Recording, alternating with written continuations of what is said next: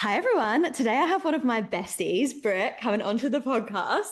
I'm currently at her house in Raglan, and as always, we have a very interesting way that we met. So last year I was moving back to New Zealand, moving back to Wellington, which I hadn't lived in for 2.5 years. First time living this side of the world single.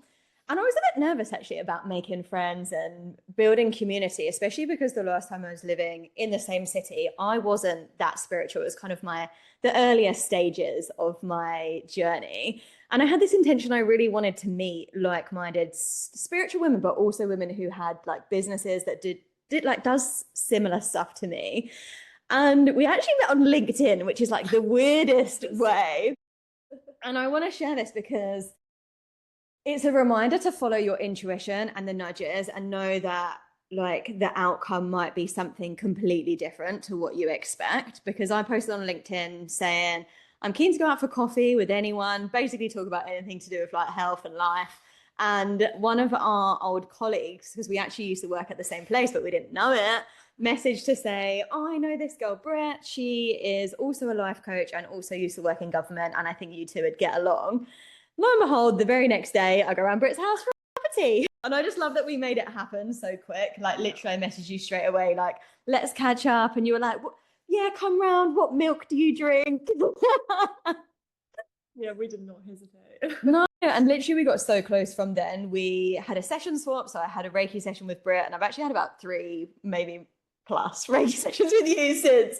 And each one has been so amazing. I've recommended like friends and clients to her. And yeah, you ended up building community in Wellington where you had been, and it was exactly what I needed. And that really shifted my belief from feeling like I had to do it, which is what I assumed I would have to do, a limiting belief that I held, to what if I can just receive it and be in it? And that was my experience.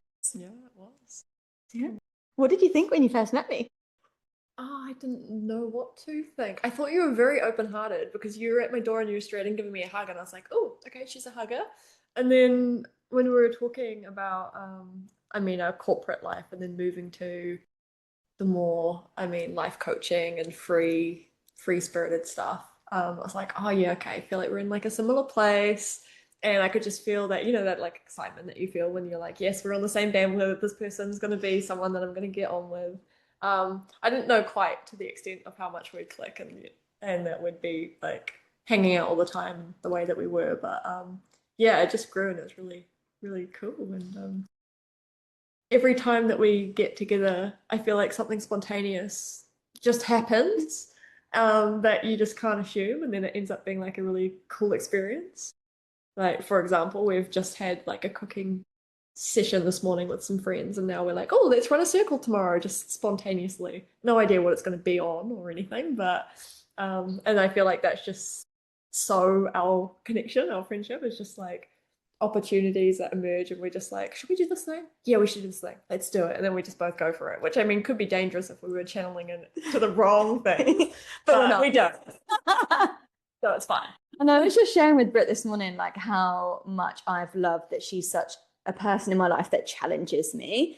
And it's like, is that how you really feel? Is there something deep with that? Like in a loving way. I don't have loads of people in my life that do that. I feel like I'm normally the challenger. So it's really amazing for me to have that type of person in my life. Yeah, and it's great having a good life coach as a friend too. Yes, life coaches, perfect. When I'm like beating up myself, you're like, no, you deserve this. You need to do, and I'm like, yes, thank you. That's exactly what I needed to hear. We need those like wing women, and that's like the power of having a coach in your corner. Even better if you got a friend, but Yeah, double whammy. I want to dive into your journey today. What got you onto this spiritual journey? I used to be spiritual back when I was little. Like I used to spend hours looking up how to astral travel and like rope technique. And I would literally go outside. This is like when I was like maybe 11. I'd go outside onto the trampoline and just lie there and practice my astral traveling. That was my thing. And then, Where did you travel to? Oh, I mean, all kinds of places. Like sometimes it would just be like my backyard. Sometimes I would like go off on a full, I was always that kid that had my head in the clouds. Like, I'd be off daydreaming. I don't think many people understood me when I was little. I was in another planet. And then, I mean, as life happened and I started to get into different circles and drinking and, that whole kind of way of being, I really detached from that spirituality and buried that deep inside of me. And became very much reliant on just like everyday things of routine and patterns and cycles and drinking and whatever. And then it wasn't until I had a breakup, which is classic, that I kind of hit my rock bottom. There were so many things happening around it at the same time. Like I was starting to see my job doesn't fulfill me and I'm no longer liking my sport, which I spend a lot of time doing, and now my relationships like ended and it kind of forced me to do a stock take of my life and be like, oh, what are you doing? You're clearly unhappy, like you need to do something different. Um, and then I booked a trip to Bali Love as it. you did, which is hilarious actually, because I'd always associated it as like a party place. And so, like, I'm not really sure what the call was to Bali, but I really wanted to go overseas and it was affordable and it just kept sticking out to me. So I was like, you know what, I'm going to do it. So I booked a 3 week solo vendetta to Bali. Uh, and it wasn't like an eat, pray, love kind of moment, but it did really force me to look at myself because I had no one with me. I mean, I met people along the way, but I had a lot of time and space in my own head, which I'd been running away from for a long time, keeping busy in anything that I could. And so now I had so much space, so much time, and I was in a beautiful place while doing it. So I was kind of held. And it made me realize parts of myself that I used to love that I was missing. I did a Reiki course over there and just felt so much excitement about energy and like learning about it and the power that we have and like reconnecting to that spiritual side. And it was like I was a little kid at school again, I just felt so in my element. And I hadn't felt that in so long. And it had the contrast of like my corporate job and how much I was dreading it and ready to quit versus going into this like new thing and feeling like I'm in Hogwarts and like I'm a witch and I've got all this power. Um, and it reconnected something inside of me, and I came back honestly changed. And it's crazy that 3 weeks could do that, but it was enough that I was like, I'm so sick of my own shit that I'm ready to do something different because what have I got to lose? I'm already at the bottom. So yeah, I quit my job and started my own business and became a Reiki practitioner. And I mean, I had like my life coaching on the side as well. And it's kind of been my focus for the last year and a half. And it absolutely is your gift and what you're supposed to do in Yeah, this it lifetime. definitely feels like it. Like I feel like there's been a journey within it, when you go to these spiritual things or you find something that you enjoy. I feel like there's always like little branches that branch off it, like most people that you meet in this area, they have their one thing, but they also have other modalities that they lean into. And there's just always so much room for growth and doing more and how you can put different modalities into your art and then it kind of builds from there. So really, yeah, it's exciting. I like it. I feel good that I've found my thing. Yeah. And I feel like there's so many people searching for their thing. Mm. And yeah, I always like advise people to like take the pressure off Mm. because you're not going to find it when you're like really forcing, pushing, Yeah. Oh trying. yeah, there is no way in hell that I would have chosen energy healing to be my thing. Like, there's no way. That was Often, not even on my scope of like what I was looking for. I was like, I'm gonna be a clinical psychologist. Now I'm like doing stuff with energy, and like I'm even that's been a transition because I've gone from like being the practitioner to now moving into like teaching of how to do it for other people. So like you can never be set or like this is my thing because it could be over here. And if you limit yourself to looking at this very refined, focused area, well, you're going to miss potential opportunities outside of it. Exactly. And I feel like that's the feminine energy, is like being able to Yes. go with the flow and not trying to like control it. Yes.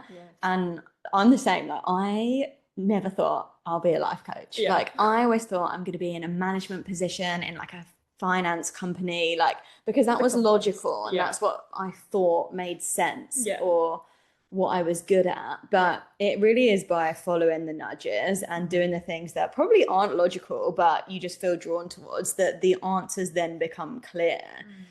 And yeah, just having the courage to do it and staying open-minded as well to like, who knows what could happen. Yeah. It's taking that first step that I think is the scariest thing though. Because I hummed and hawed and quitting my job for like months. And then I was like, well, what am I going to do? And like, just all the questions that emerge, you know, that fear that starts to come up. Yeah. Like, how am I going to pay my bills? How's it going to look? Like, da da da. And you want 100% certainty that like you're going to be caught. But then you take a leap, and every single time you are caught, you just can't see that like on the edge of that cliff is a safety net right below. And so it's like sometimes you just have to trust. follow the nudge. Yeah. Yeah. And trust that it's going to work out for you. And also, if it doesn't, you pivot and like you learn from everything. My family kept on being like, oh, well, what happens if you don't get any clients? What if you can't do this, or you use all your savings? And I'm like, I go get another job. I'm employable. I have years of like competency, and I've shown that I can do that job. I can step into another one like this. Like, the risk of not trying is so much higher than the risk of me not getting another job, you know? Yeah. So and if you don't try, you'll never know. Exactly. Yeah. Exactly. I feel like fear holds so many people. And that's why I love the like, what if statement. It's like, well, what if? Like, what if it does all work out? Like, what if it's better than you imagine? And like, majority of the time it is when you just give it a go. Like, I had no idea I'd be doing like, you know, retreats and hosting this podcast. Like, I thought that would be like way down the line. But then it's like, well, why? Like, why hold back? Exactly. Yeah. What if you just tried it? What if you loved it? What if? And I think a lot of people don't believe in the things that they cannot see. Like we're taught to prioritize or like value certainty and like facts. And it's something that I've struggled with. But obviously with stuff like energy healing, you can't see it. And I know you know a lot of like the science behind it. But yeah, people do believe in some things, you know, like the internet. Like we don't know how that works, but it does. Yeah.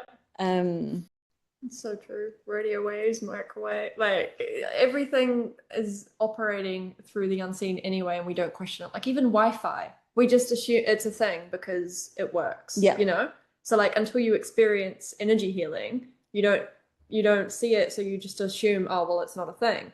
Until you're shown it's a thing, and it's like, oh, okay, there's something to this. I feel like you have to be open to it. You do have to be open to it. Yeah. And it is different for everyone. Yeah, I think Reiki is like so magic.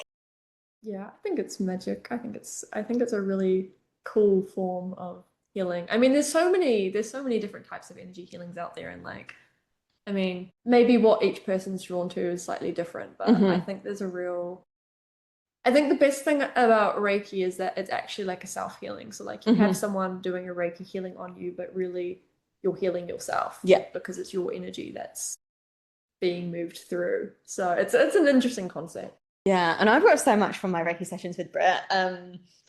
Like memories come up, like past lives have come up, people in there, and it's like so funny. Like sometimes you'll have a name, like, and you'll say a specific person, and other times it'll be like a memory comes up, and you'll be like, "There's the kayaking one." And even like memories from when I was a child. They were on our first session, you shared, oh, you fell down the stairs when you were younger or something. And I spoke to my mum about it, and she was like, yeah, you did. And I'm like, it's so interesting that these things are still in my like energy field or affecting me that I wasn't like consciously aware of. I mean, it's like that book, The Body Keeps Score. It really does. There's a lot of imprints in there, and until you release it properly, it's stuck. Yeah. I'd also love to talk about your journey of authenticity. Oh, that's a big one. I feel like authenticity, the word is like, it sounds like a bit of a buzzword that people be like, what even is that? But it really is just being like the truest version of you. And I feel like that's what we're all here to do, is to like let go of the layers, to let go of what we feel like we should do, and basically be safe, or feel safe to like be our true self. Because so many of us are, trying to please other people. And I mean, we're never like, oh, I'm 100% authentic now, because it's just not the case. But I think we're all on this journey of like, how can I be even more me and embrace all of me? I don't know, that's something that you've struggled with. Oh yeah, definitely. I mean, I touched upon it briefly. Um, for such a long time. Like when I was a kid, I used to be so in myself, so free. I'd hang out with all the boys on the football field and be rough as and play ball rush and just like be silly, wear odd socks, the most ridiculous outfits. My hair was never brushed. I mean, it's still not brushed, and I didn't care. Like I didn't worry about my bigness or taking up space. I just was. I wasn't looking around fearful of who's judging me, what do people think. And I guess that's something you learn, because there's definitely parts of us that we learn are acceptable and that we get praised for, and then we learn that there's also parts of us that we get rejection or hurt from, and that are not so desirable, and so those are the ones that we tend to hide away. And I think in that process, over the many years, particularly in school years, I became really refined in what was acceptable and got me kudos versus what wasn't. And so I kind of made myself into that person. I wore so many masks, and I mean, from the outside, I probably looked like pretty successful. I had lots of friends. I was really sporty. I was musical. I had like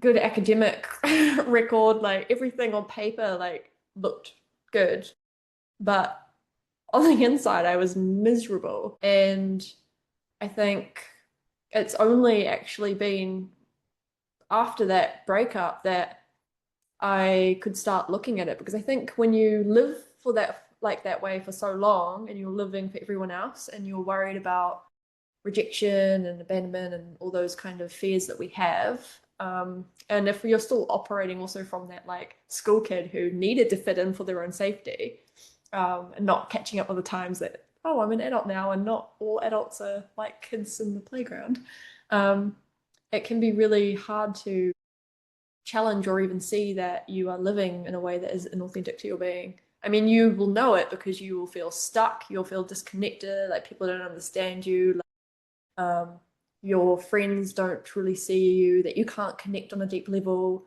And that's because you're not bringing your whole self, your authentic self to the park. But I guess, yeah, I started to see some of those things. I started to see the mask I was wearing. I started looking in the mirror and seeing where I wasn't showing up in a great way, where I was being superficial or judgmental or just, yeah, not true to me. I'd lost myself so deep. Like the clothes I wore, like shapeless things, black active wear, blazers.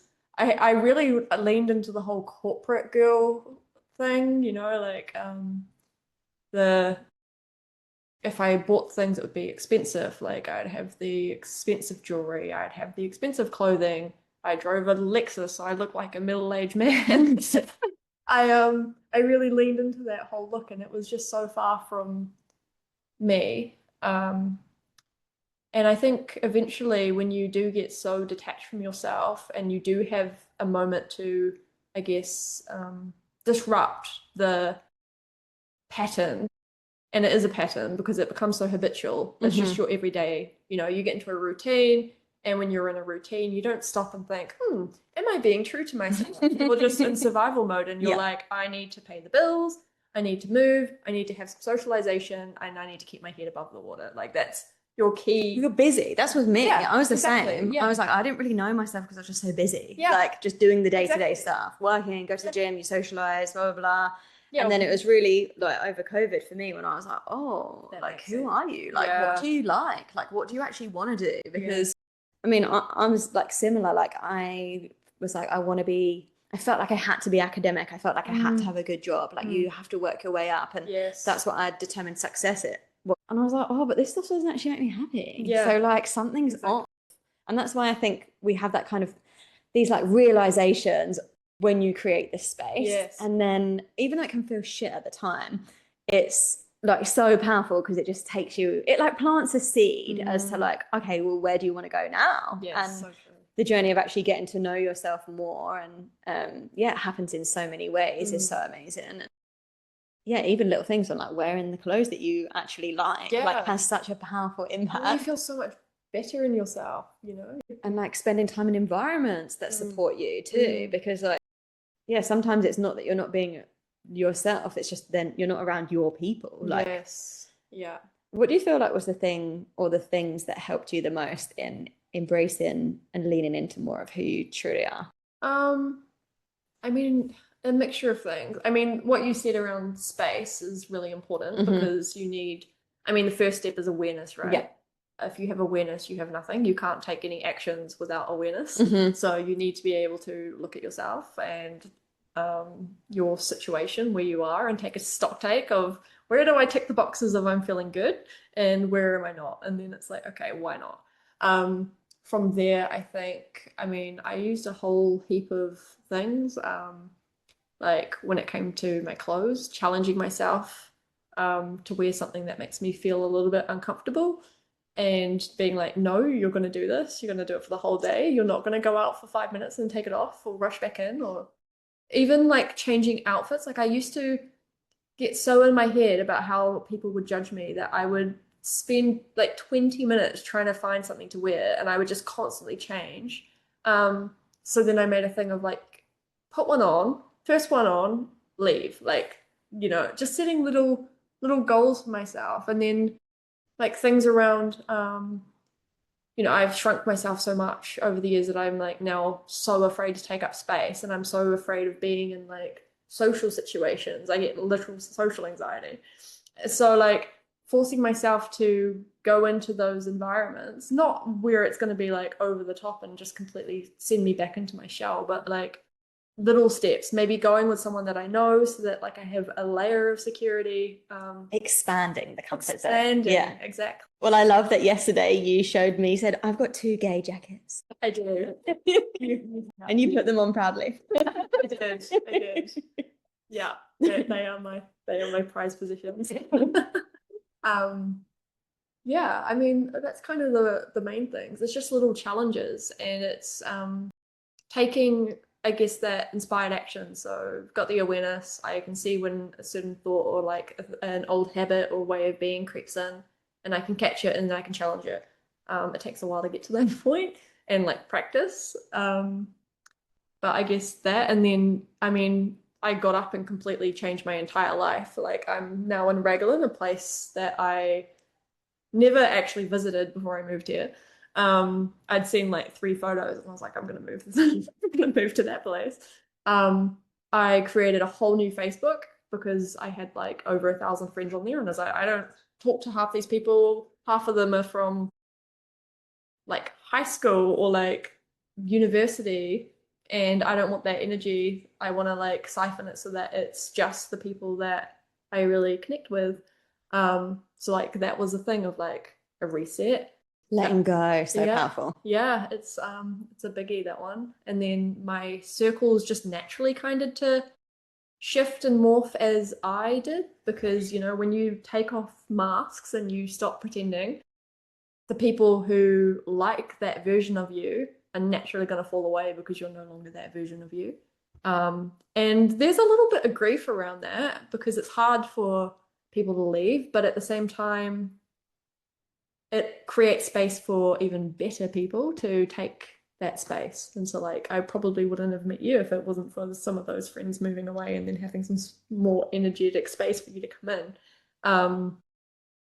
So I mean that helps, and I can definitely resonate with that as well. If I didn't end my like 7-year relationship, because obviously your romantic relationship has a huge impact on you because you spend a lot of time with them, then I probably wouldn't have met any of my like spiritual friends from the last year. Like the last year I've had the most growth, and I know that that was a huge part of it. Like you have to let go to create space for what is aligned. Sometimes it is being in that single phase as well, like just having only you to worry about, because then you can just get up and move to like another place without having to worry about someone else and their job and all the rest. Like you can just like go and meet people and do all sorts of different things without having to worry about like what another human's gonna think, or like will they be okay with it, you know?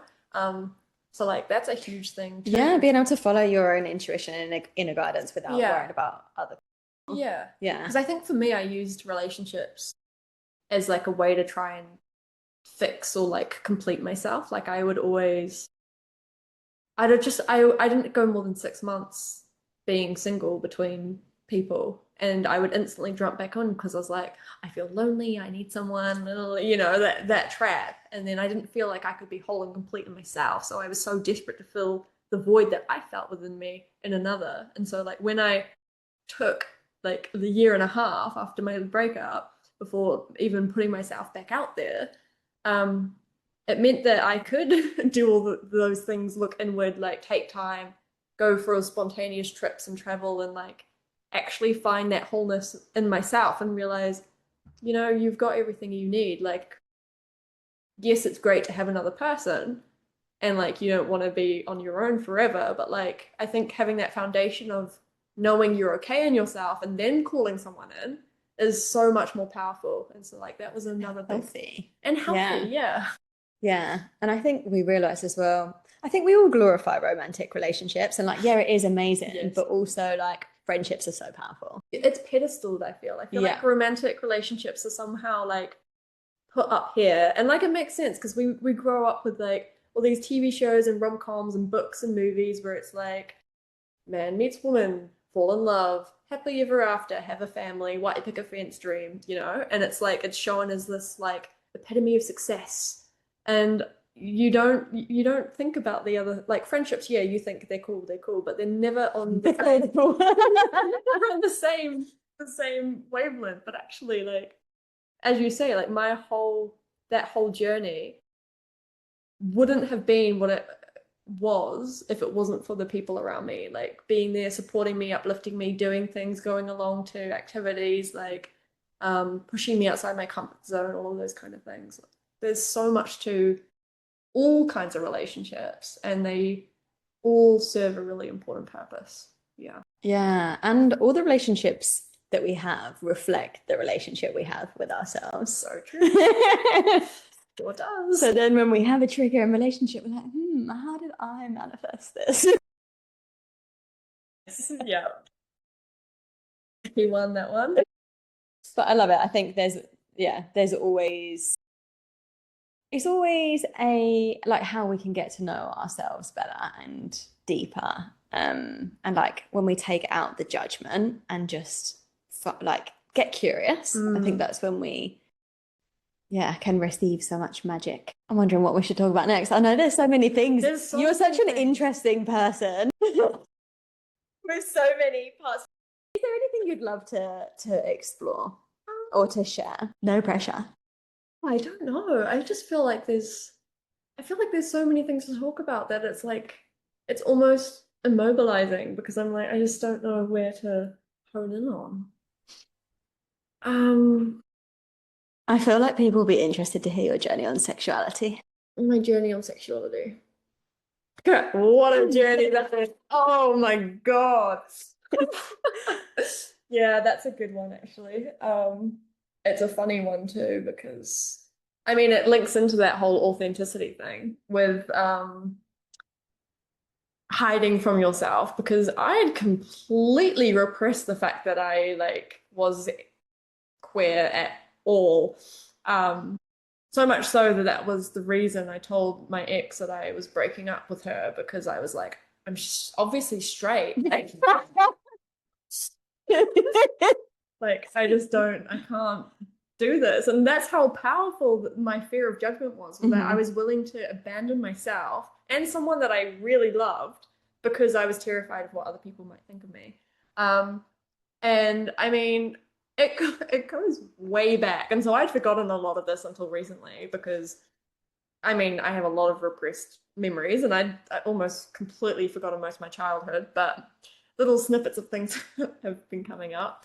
And I had my first girlfriend in primary school, best friend, and we were like chalk and cheese, spent so much time together, and like even all the high school antics. Like, I mean, I think at the time to protect myself, I, dated the popular guy, the nice guy everyone knew because it deflected from the fact that like, yes, I'm attracted to women.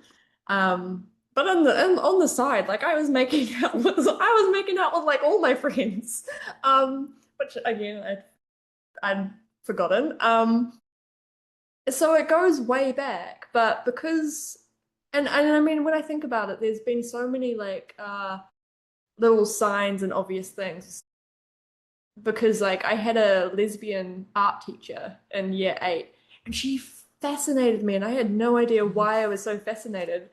It makes sense now, like, and like I used to just watching TV shows whenever there was like a girl on girl situation, I'd be like, oh, I'm getting a bit hot. And I'd get all like shy and I didn't know what it was. And I'd be like, oh, I can't look, It was clearly that like inherent shame, but also awareness that that was a thing inside of me. But I just kept abandoning and choosing to push it away and be like, no, no, no, because I mean, that kind of love doesn't look like the love that you're taught growing up, how it's supposed to look. Um, and there's just an inherent expectation that you should be with a man. I mean, even earlier today, like what does he do when I'm explaining my partner and being in Wellington, and it's just it's just such a common thing that it's scary to do things different, and you do think that it opens you up to judgment or being treated a certain way that it can be easier to pretend that part of you doesn't exist. And I did try that. I dated many men. And then I could never understand why I didn't fully engage in in that. Why was it that I would only feel like confident in myself when I was drunk off my face? And now it all makes perfect sense because I'm not attracted to, well, I mean, I can find them attractive, but do I want one of those near me? No. Not at all. And so I mean, yeah, that's been a big thing that I've been looking at and reflecting on and trying to pull apart the last year and a half is what am I? And I spent a lot of time like overcomplicating it and wanting to put a label on what I am. And I was like, am I fully queer? Do I just like women? Do I like women and men? And I got into a real tailspin and I was like, I want to control the narrative. Even when I came out with my ex, when I did my coming out post, I wrote like, something like, what was it? It was like a Britney bitch thing, but it was like talking about being bi. And I did that purposefully because I wanted people to know I am bisexual. I didn't want them to label me lesbian. I had a real issue with the term lesbian, just negative connotations based on my upbringing and my mum's views and all sorts of kind of things. So that I was controlling that narrative, and I spent ages, being like, what am I? Is it this? Is it that? So much so that I wasted way too much energy because I mean, I just like people and I tend to prefer women, but Who knows? who knows? Yeah, exactly. It's always a scale, and like often it is the person rather than, I think that's called pansexual. Yeah. But like, yeah, where you just fancy, you just fall in love with a person, no Exactly. matter what their gender Yeah. type or So name everyone is. always asks me, oh, so what are you? And I'm like, a human? Yeah. I like a person. It doesn't matter. Why do we need labels? Yeah, like why do I need to put myself in a box? Like why can't you just look at me and be like, yes, I like this is my partner. Irrespective of what their meat puppet looks like. This is them, like so that was something that I really struggled with for a while. And then eventually I was like, who cares? I'm just gonna do me. I'm going to embrace it. And I mean, it's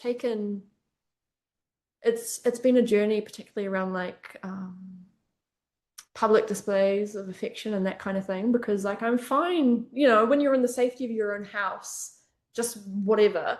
But as soon as, and this is a thing that was a thing in my first relationship too with a woman, is like when you are still judging yourself and working through those like internal beliefs around being into the same sex, it almost feels like there's a spotlight on you. And so like I had this thing, which obviously there's not, everyone's so in their own head and worried about themselves. But I always had this thing that like, oh, if I hold hands in public, everyone's going to be looking at me, everyone's judging me. I'm in a spotlight because it's two women, and like that's just so out of the norm, which it's not these days. Like especially because I lived in Wellington at the time, it's like the gay capital. But in my head, those judgments were so loud, and I was judging myself that impacted me. And that was like actually a really big lesson for me. Was it wasn't about being judged by other people, it was about me holding my own judgments. Because if I wasn't judging myself and people outside of me were judging me, I wouldn't care. I'd be like, cool, good on you, But because it was an insecurity of mine, when it would happen, it would like destroy me on the inside, and I'd be like, oh my god, everything that I thought was true. So yeah, it's been something that I've really had to come to terms with, and I mean, it's been quite useful with my partner now because she doesn't care at all about PDA, and so that's really helped, I guess, because she'll just come up and grab my hand in a restaurant, or we'll be walking and she'll just give me a cuddle, like squeeze my ass, or like do something completely inappropriate in public, and it really put me outside my comfort zone. Exceeded the comfort zone. In a good way, yeah. In a way that, if it was too far, I'd be like, bro, stop. But bro. But it's never got too bad. And like over time, yeah, it's become more and more comfortable. I've got more and more used to it. And I'm not looking all around me for what other people think, because I'm more certain in myself that I'm like, well, I don't care what they think. It's irrelevant, Like that would be like me going around looking at them, being like, oh, look at their partner, Yeah. Like who does that? Yes, we don't. That says more. And if you do, you're probably a terrible person. And like, why would I be worried about what you're thinking? So I mean, it's been a journey. Being okay with it and being open about it, and I mean, coming out in a way that's just coming out properly as opposed to controlling my coming out story. And I mean, I do kind of work a bit more in the shadows now. So, I mean, some of my friends probably don't even know I'm in a relationship, to be honest, and others will, because I'm not living for other people now. I'm doing my own thing, and like if people happen to find out or hang out with me enough, they'll know, and if they don't, well then they don't. Yeah, that's the things we don't have to tell everyone. I think that's been a key thing for me, is like privacy. Like I used to put my whole life online, and like I still put like some pretty rotten stuff on there, some of my really deep thoughts, but I don't feel the need to share everything anymore. I feel like it's kind of nice to have a bit of mystery, like, oh, I'm in a new city, like there's people at my work who were like, where are you? Why are you never in the office? Oh, do you still work here? Like saying these kind of things. I'm like, oh, I'm in Raglan, like been here for 4 months, and they're like, what?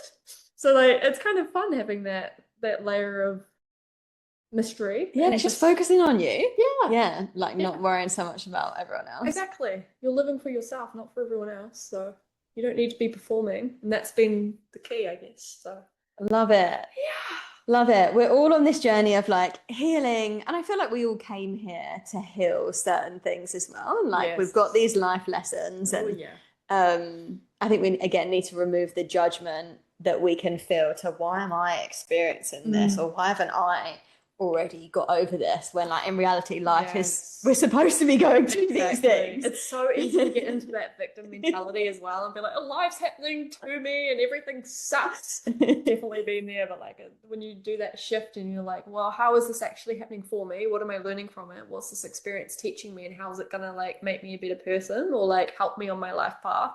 When you start looking at it from that lens, you can see how everything actually does happen in your favor. It creates the person that you are today. And like, would you want it any other way? Probably not. Yeah. Everything is supporting us to get back into alignment. And I've hurt both my feet since I've been here 2 days ago. Fell off Brit's skateboard because, well, I was giving it a go. It wasn't something I'd done before. Yeah, and I'm just like, obviously in the moment, I was like in a bit of shock and like pain. But ultimately, I know it's happening for me, not to me. And I think once you have this mindset of like things are happening for me and what can I learn from this and how can I get curious and yeah, allow myself to get to know different parts of me. Because I've had so many realizations over the last few days, like previous memories come up from other times I've injured myself. Yeah, I think it's just such a shift to like, why did this happen to me? Yes. And like, I think as well, because I've had so many physical injuries in the past, in, 5+ years ago, back in the day, I would have been spiraling, thinking like, what does this mean? When am I going to feel better? Like, yeah, like, oh, if I'd have just changed this wouldn't have happened. And it's so nice to not be in that mindset. Yeah. And then, like, oh, I've actually done some pretty good ones. Yeah. Shows how far you've come. I mean, none of us are perfect, but yeah. Yeah, exactly. Yeah. I'm healing every day, and it does make such a difference. But yeah, I've loved having you on the podcast today. Is there any final thoughts that you'd like to share? Any piece of advice? I would say the cliche saying of feel the fear and do it anyway, because it's not going to go away and you're never going to feel ready. And when you do take that first step and then many steps afterwards, things will unlock for you, and it's actually never as bad as you think it's going to be. So amazing. And Brit is, such an amazing Reiki practitioner. As you said earlier, you're also teaching too. But I'm going to put her details below for anyone who wants to book in a Reiki session. Would highly recommend. Thanks, sister. Have a good day. Bye. I am so